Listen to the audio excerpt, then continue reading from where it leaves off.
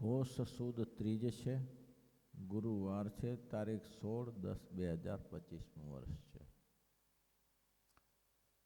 કાલે રામાનંદ સ્વામીની વાત કરી કે શરીરને એવું બનાવી દીધું કે શરીરમાંથી જ કોઈ લાગે તો ટીપું પાણી પસીનો જ ન છૂટે, આવું શરીર કરી દીધું. લોહી તો ગયું પણ પાણી પણ ગયું.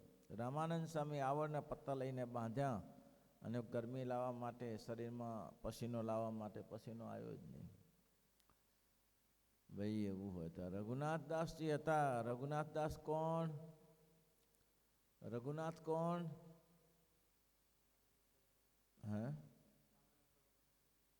હા, રઘુનાથદાસ હતો રામાનંદ સ્વામીનો શિષ્ય હતો. કે આ દોહાને ભાન છે કે આ બધી ઔષધિની હિંસા કરે છે. હવે આ કાલનો આવ્યો છે, મરી જશે થોડા દિવસમાં, એના માટે આટલી બધી ઝંઝટ કરવાની ત્યાંની એ બુદ્ધિ નાશ, સાથે બુદ્ધિ નાશ. એવા અજ્ઞાની હોય તે શું જાણે? પણ મહારાજ કે રામાનંદ સ્વામીએ કહ્યું કે રઘુનાથ, બ્રહ્માંડ ભરની ઔષધિ આના માટે વાટી નાખું ને તોય કમ પડે. બ્રહ્માંડ ભરની ઔષધિઓ વાટીને આને લગાડી દઉં ને તોય કમ પડે. આ તો ક્યાં ઔષધિની વાત કરે છે? આવો મહિમા સમજાય. દઢબળ હોય એવા અતિશય પંચવિષયમાંથી નિર્વાસનિક થયો હોય એને જ નિર્વાસનિક થાય. જે બધા એક બસ ભગવાન છે, બીજું નહીં. પછી નિત્યાનંદ સ્વામીએ પૂછ્યું તો નિર્વાસિક થયાનું કારણ તે આવી વાત સાંભળ્યું તે છે કે વૈરાગ્ય છે? તમારી વાતો સાંભળ્યા કરીએ તેનાથી થઈ જાય છે કે શુદ્ધ નિર્વાસનિક કે વૈરાગ્યથી થઈ જાય? સ્વામી મહારાજ કે પીધા વિના જેમાં પ્યાસ ન ભાંગે, પીધા વિના જેમાં પ્યાસ ન ભાંગે, મરપંડાયું પર ઢોળે પાણી રે, મરપંડાયું પર ઢોળે મોક્તાનંદ મોહન સંગ મળતા, મોક્તાનંદ મોહન સંગ મળતા, મોજય મૂલક માણી રે, મોજય મૂલક માણી રે. સ્વામિનારાયણનું સ્મરણ કરતા, સ્વામિનારાયણનું સ્મરણ. અગમ વાત ઓળખાણી રે, અગમ વાત ઓળખાણી રે. સ્વામિનારાયણ.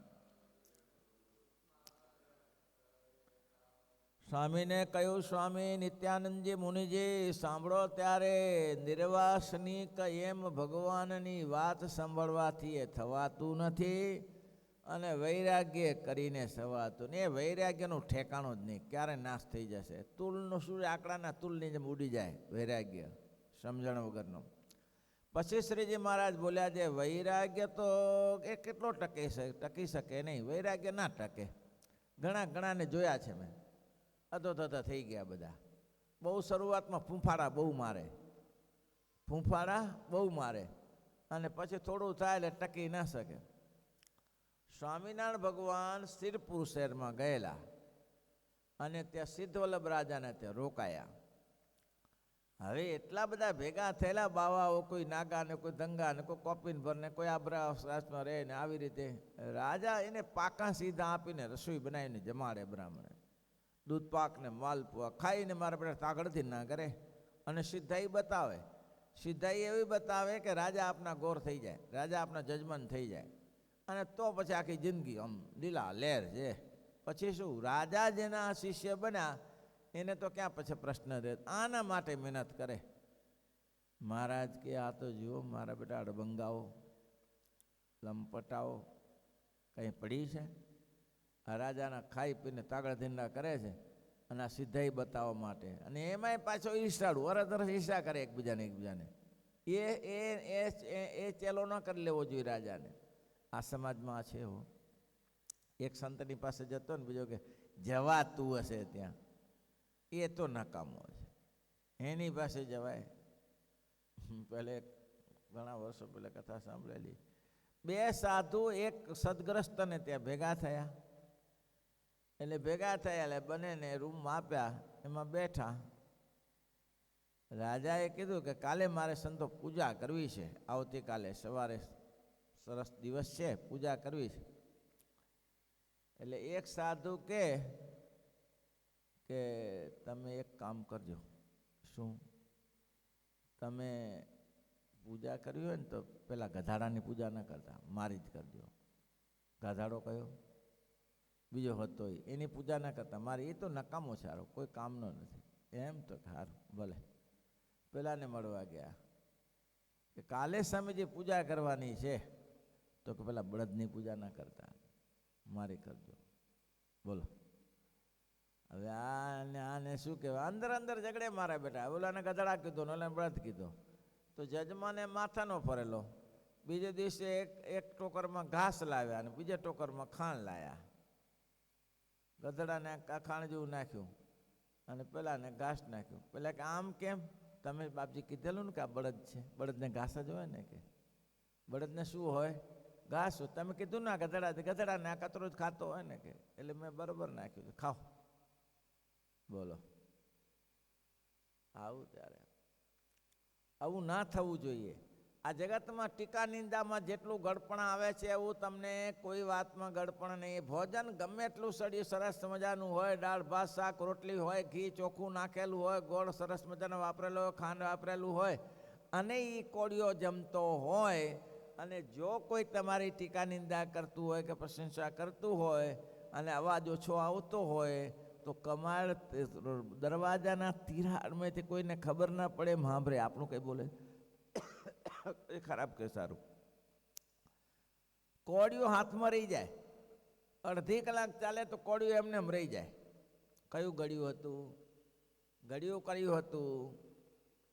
હા ભાઈ, ગળ્યું કયું? તો કે માન મોટપનું. એટલે પેલાને કે ગધાડો કીધો ને પેલાને બળદિયો કીધો. તે પેલો ખાવાનું એવું જ લાવ્યો, જેવું માણસ તેવું લાવવું પડે ને ભાઈ. ખાણ બળદિયાને ઘાસ નાખ્યું, પેલાને કચરો પાણી નાખ્યો. તેમ શ્રીજી મહારાજ કહે છે એકલો વૈરાગ્ય ટકી શકતો નથી. એકલા વૈરાગ્યનો શું ભરોસો? ક્યાં ભરોસા હે ભાઈ? એનો ભરોસો શું? તો શું કરવું પડે? મહારાજ કે ટકેની અંતે જતો નાશ થઈ જાય છે. થોડું ચાલે, થોડા દિવસ ચાલે.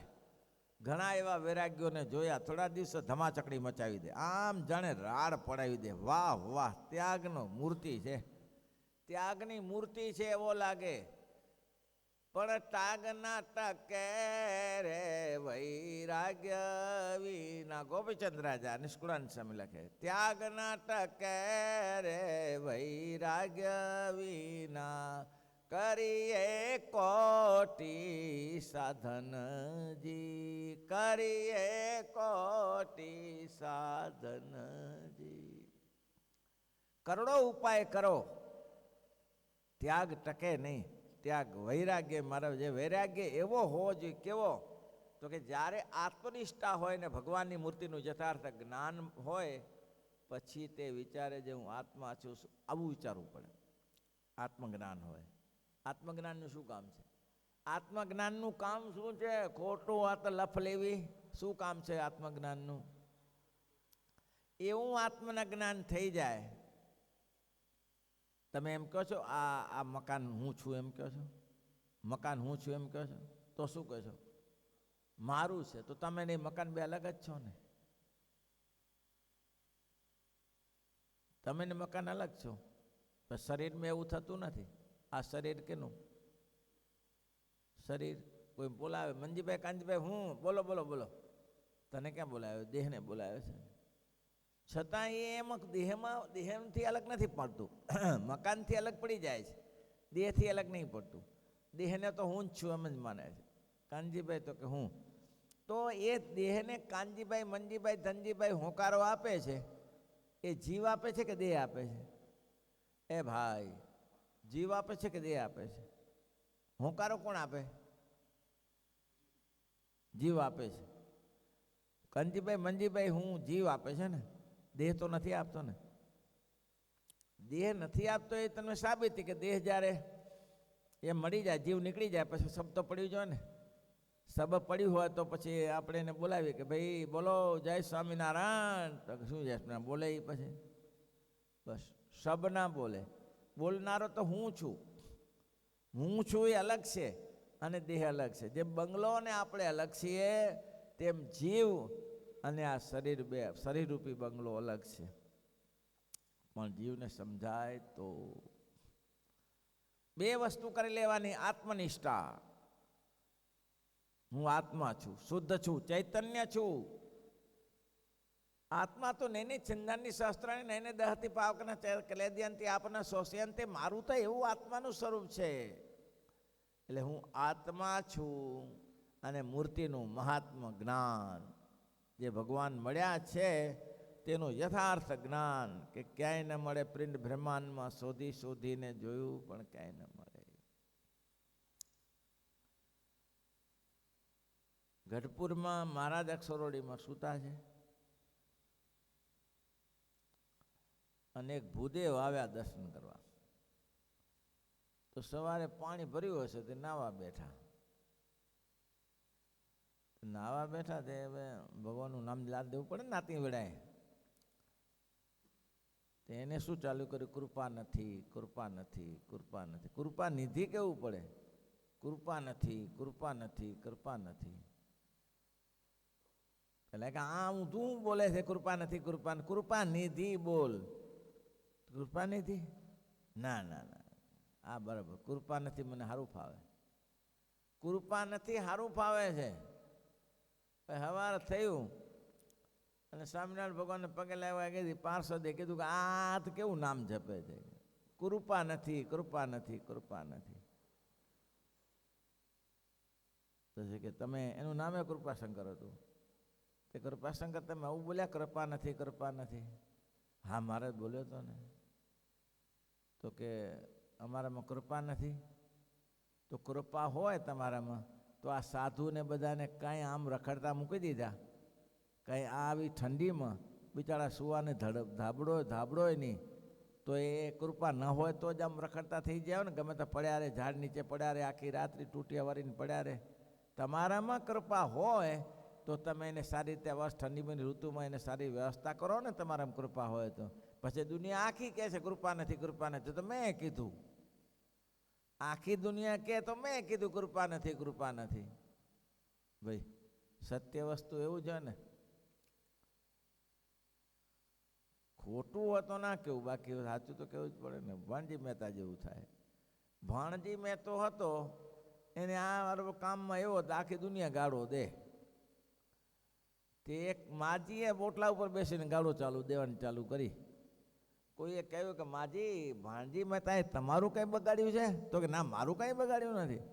તો શું કરો તમે એમથી ગાળો દો છો? તો આખું ગામ દે છે, મને એમ થયું ટાઈમ છે હું થોડી આપી દઉં. લે, આખું ગામ ગાળો દે છે. ભાણજી મહેતો હતો અટપટો, સ્વામિનારાયણ ભગવાનને નડેલો, પણ કે આખું ગામ ગાળો દે છે તો મને એમ થયું હું થોડી વાર દઈ દઉં. ત્યારે આ કોઈ શું ભેટ આપવાની છે? ગાળોની ભેટ આપવાની આવું ત્યારે. એટલે કે છે શુદ્ધ આત્મજ્ઞાન, ભગવાનની મૂર્તિનું યથાર્થ જ્ઞાન હોય. પછી એમ વિચારે છે હું આત્મા છું, સચ્ચિદાનંદ છું. પ્રેમ બ્રહ્માંડ તો માઇક છે અને નાશવંત છે, એ માટે હું ક્યાં. કેટલા દ્રષ્ટાંત આપ્યા ભાઈ મિલનભાઈ? બોલો કેટલા દ્રષ્ટાંત થયા? આત્મા છું, સચ્ચિદાનંદ છું, ત્રીજું પિંડ બ્રહ્માંડ માઇક છે. અને પછી એમ વિચારે છે નાશવંત અને હું ક્યાં.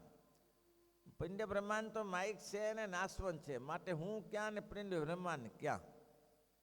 અને મારા ઈષ્ટદેવ તો પિંડ બ્રહ્માંડથી પર પુરુષોત્તમ નારાયણ ભગવાન અનંત કોટી બ્રહ્માંડના આધાર જે અક્ષર તે થકી પણ પર ભગવાન બેઠા છે. ઓહો, આનો ને આપણો જોડ ક્યાંથી થાય? કીડીને હાથીની મિત્રતા થાય ભાઈ? કીડીને હાથીની મિત્રતા થાય? ના થાય. કીડી હાથીને શું મદદ કરે? હાથી લંગડો થઈ ગયો જંગલમાં, તેની મિત્રતા હતી કીડીની.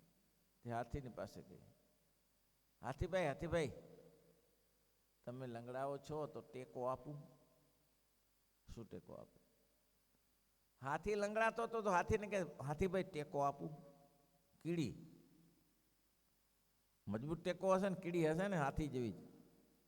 હા, હવે કીડી શું હાથીને ટેકો આપતી હતી? હાથી કે તું એક બાજી પડી રહે ને એ જ ટેકો છે, ક્યાંક આવી જાય ભાણમાં ક્યાંક.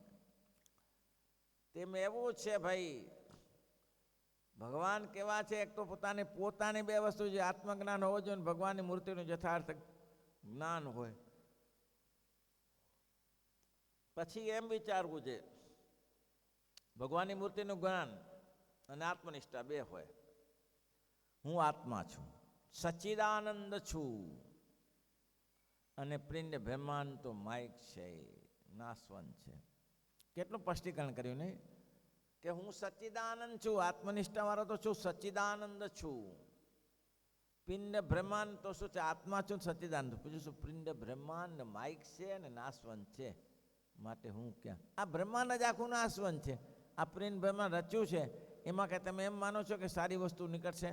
સારી વસ્તુ તો આલોકની માટે નીકળે, બાકી અક્ષરધામમાં જવા માટે મારાથી કે અક્ષરધામ જાતા અબાજજો જાન અક્ષરધામ.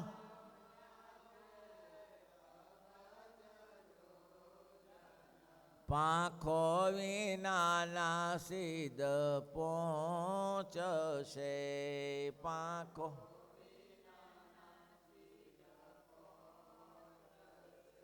એ પાંખો તો શ્રીજીની આજ્ઞા ઉપાસના, પાંખો તો શ્રીજીની આજ્ઞા એ થકી આણું દૂર લાગશે.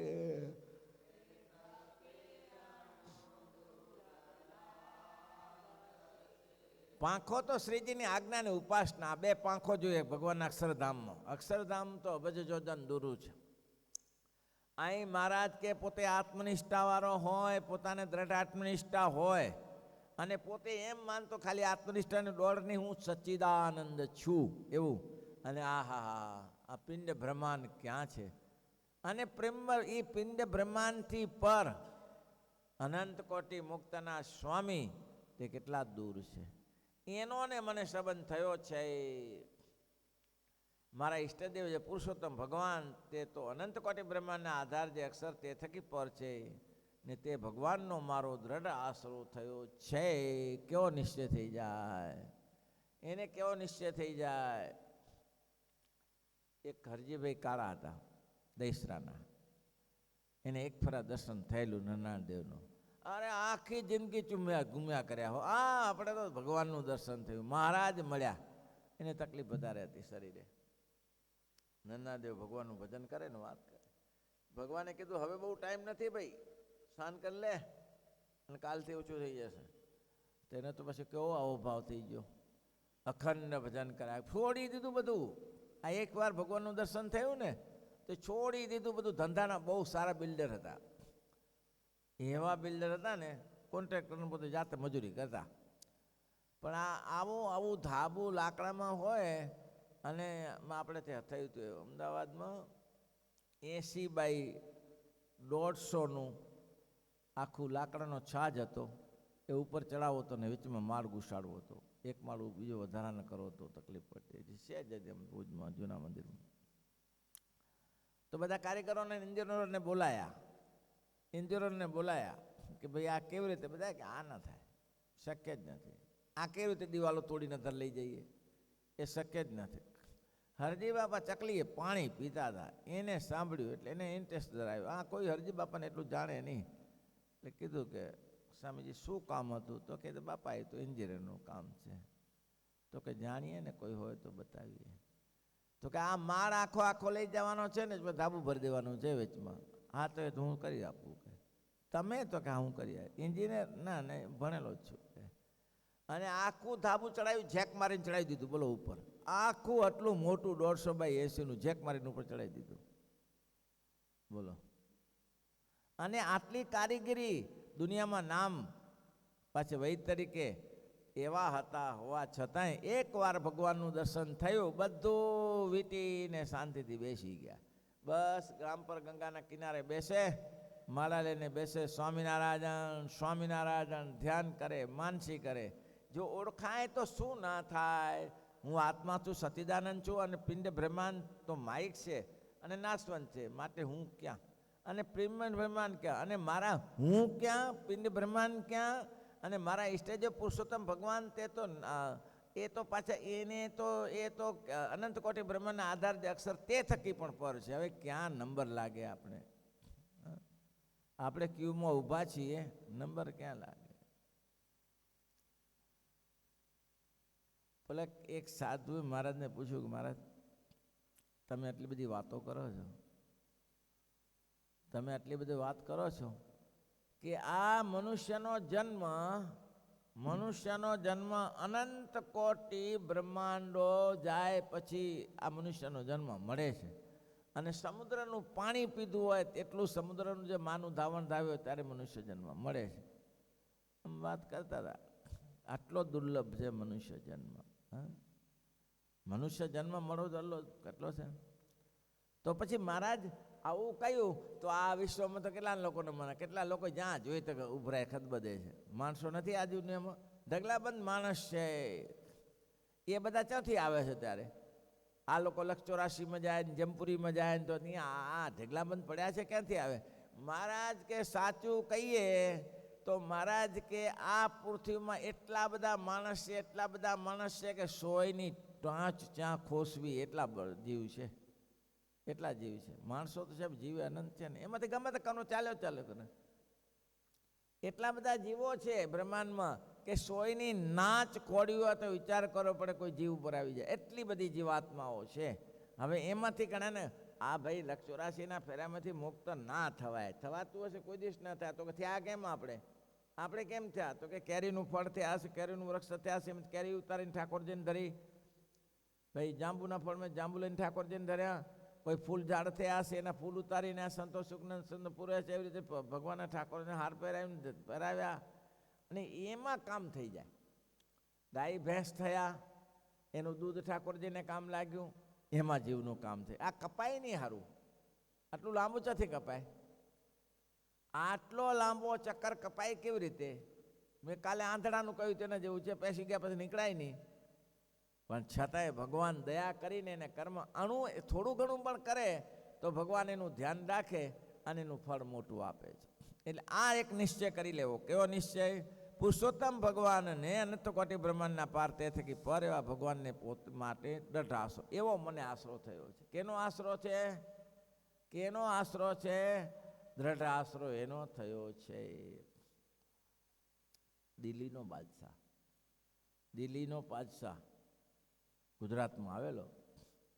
હવે એને જોવા માટે પહેલાં તો એક ચક્રવર્તી શાસન હતું ને, બધું મોદી ચક્રવર્તી જેવું છે ને દિલ્હીનો બાદશાહ. અત્યારે એને જોવા માટે કેટલું માણસ ભેગું થાય? એના જોવા માટે માણસ કેટલું ભેગું થાય? રેગલાબંધ માણસ હોય ને. હવે દિલ્હીના બાદશાહને જોવા માટે આટલું માણસ ભેગું થતું હોય તો પુરુષોત્તમ નારાયણની તો મોટાઈ કેટલી! આવા તો અનંત કોટી બ્રહ્માંડો જે મુઠ્ઠીમાં લઈને બેઠા છે. અને મારા જ્યોતનામાં ધર્મ કે જેમ આ બ્રહ્માંડને હું આંબળાના ફળને હાથમાં જોઉં ને એમ આખા બ્રહ્માંડને જોઉં છું. આટલી જેની તાકાત હોય એવા પુરુષોત્તમ નારાયણનો મને દ્રઢ આશરો છે. કાલે મેં કીધું ને બકરીવાળું, આવો દ્રઢ આશરો થઈ જાવ. મહારાજ કલ્યાણ કરજે. દ્રઢ આશરો કે મને એના સિવાય ઉપાય જ નથી. એકલમઠ સંત હતા. એકલમઠ સંતને મહારાજે છૂટી આપી હતી. જેટલા એકલમઠ છે જે આમ સિદ્ધ દશાને પામેલા હોય એને પછી કે તમારે જોડની જરૂર નથી. આ તો પછીથી મોટા સંતે પ્રતિબંધ કર્યો કે જોડ વગર નીકળવું નહીં. એકલમઠ સંત હતા, એ દરેક જગ્યાએ ફરે. સ્વામિનારાયણ સ્વામિનારાયણ સ્વામિનારાયણ સ્વામિનારાયણ સ્વામિનારાયણ. મોટાના મઠોની પાસે જઈને રાડો પાડે, લેવા દેવું. ઓલા કે અમે તારું હું બગાડ્યું છે, ખોટી ઉપાધિ કરે છે. તારો સ્વામિનારાયણ સ્વામિનારાયણ જે હોય તે અહીંયા ડોકો હું કરે તો કે સ્વામિનારાયણ પકડ્યો, માર્યો બરોબર સાધુને. બોલ નહીં બોલું, સ્વામિનારાયણ નહીં બોલું, બોલ. આ વાત લખાયેલી હરિચરિત્રામૃતમાં. નહીં બોલું બોલ સ્વામિનારાયણ સ્વામિનારાયણ. મારો બેટો ખરો છે, આને મારની બીક નહીં લાગતી, મારની બીક નહીં, કે તને મારની બીક નહીં લાગતી, સ્વામિનારાયણ સ્વામિનારાયણ સ્વામિનારાયણ. એટલે કે આને કરવું હું મારાને પતાવી દીધો ધોકો લઈને. એટલે પેલા સાધુ બોલ્યા કે પતાવું તો પતાવી દો, હું નામ નહીં ભૂલું. કેમ કેમ નહીં ભૂલો? તારો સ્વભાવ તું છોડતો નથી તો મારો સ્વભાવ હું શું કરા છોડું? તને જે મારવાનો સ્વભાવ છે તે ક્યાં મૂકે છે? ધોકાવારી કરે જ છે ને, પશુનું જેમ ઢોરને મારે એમ. તો તું તારો મારવાનો સ્વભાવ છે, તું છોડતો નથી, તો મારો સ્વભાવ માર ખાવાનો છે, હું તને શું કરા છોડું? મને શું લેવા દેવા? માર્યા કર. પણ માર્યો એટલો માર્યો કે શરીરમાં લોહી લોવાને ચાઠા ચાઠા કરી નાખે. શ્રીજી મારે દર્શને કે પરમ દંડ કરા, બેઠા તો ખરા, ઉભા નથી છે. મારે કે આ શું થયું, આ શું થયું? કે કીધું બાપજી આવું થયું હતું એમ. તો કે મહારાજને કામ થઈ ગયું. મહારાજ કે જાઓ સાધુરામ, હવે તમને કોઈ નહીં મોટે. અને હવે સ્વામિનારાયણનું નામ થોડા દિવસમાં જાગતું થઈ જશે. અને તરત જ એરણ સાહેબ આવ્યા અને કામ ચાલુ કર્યું. અમદાવાદમાં કમિશનર બન્યા અને પેશવાઈ સાકર સરકારને જવા દીધી અને સ્વામિનારાયણનો ડંકો વાગવા લાગ્યો. તે અત્યાર સુધી વાગતો છે. એટલે તો મહારાજે અંગ્રેજોને મદદ કરી હતી કે ભાઈ સમજુ માણસ છે, ગમે તેમ ડંઠલ નહીં. અને આપણા તો અડધુગા છે બધા, અડભુંગા. એટલે અનંતકોટી બ્રહ્માંડથી પર એવા જે ભગવાન, તેનો મને દઢ આશરો થયો છે. એવા વિચારથી જે વૈરાગ ઉદય થાય એ વૈરાગ જ્ઞાની યુક્ત કહેવાય ને. એ વૈરાગ્યનો કોઈ કાળે નાશ ન થાય. કયા વિચારથી? ભાઈ વિચાર કયો કરવો મિલનભાઈ? કયો વિચાર કરવો?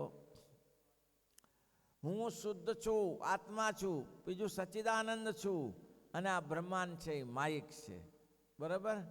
અને ભગવાન છે એ તો અનંત કોટી બ્રહ્માંડના રાજાધિરાજ છે અને અક્ષરધામથી પણ પર છે. આવો દ્રઢ વિચાર કરવો. આવો દ્રઢ વિચાર કરવો. કોઈ દિવસ પાછો મહારાજ કે એવો જે એને અને એવો વિચાર કરો, એનો મને આશ્રય છે, એનો મને આશ્રય છે. મેં કીધું ને દિલ્હીના બાદશાહને કેપ કેટલો આપણે કેપ નથી વર્તતો. દિલ્હીના બાદશાહને અહીંયા આવેલા અને જાહેરમાં બેઠા હજારો માણસો હશે ત્યાં. હવે એને આ તો બધા રાજાઓ બધા પેલું પીતા હોય ને, ચરસ પીતા હોય, એને હોકો ભરવો હતો. તે હવે આને જોયો તો આને હોકો ભરતા આવડતો હતો. કે મહારાજા હું હોકો ભરી આપું? તો હા હા બહુ સરસ બહુ સરસ. એને હોકો ભરી આપ્યો. હજારો માણસમાં ભાઈ હોકો ભરી આપ્યો. હા, હોકો ભરી આપ્યો. રાજાએ કંઈ એને કંઈ પૈસા નહોતા, 2 રૂપિયા નહોતા, 5 રૂપિયા, હોકો ખાલી ભરી આપ્યો. અરે જીવ્યો ત્યાં સુધી કેફ રહ્યો. એક દિવસ ભાડ્યા રાજાનો હોકો ભરી આપ્યો હતો. લે, એક દિવસ ભાડ્યા રાજાનો હોકો ભરી, એ આપણે છીએ. આટલો કેફ રહ્યો, હોકો ભરી આપ્યો તેનો. ભાઈ હોકો ભરી આપે એનો કેફ રહેતો હોય તો આ પુરુષોત્તમ નારાયણ જે મળ્યા છે અક્ષરાધિપતિ, એનો કેફ કેમ ના રહે? એને કેવા છે તે ના જાણે. પણ જીવની અવડે શ્રીપતિ શ્રીધરામ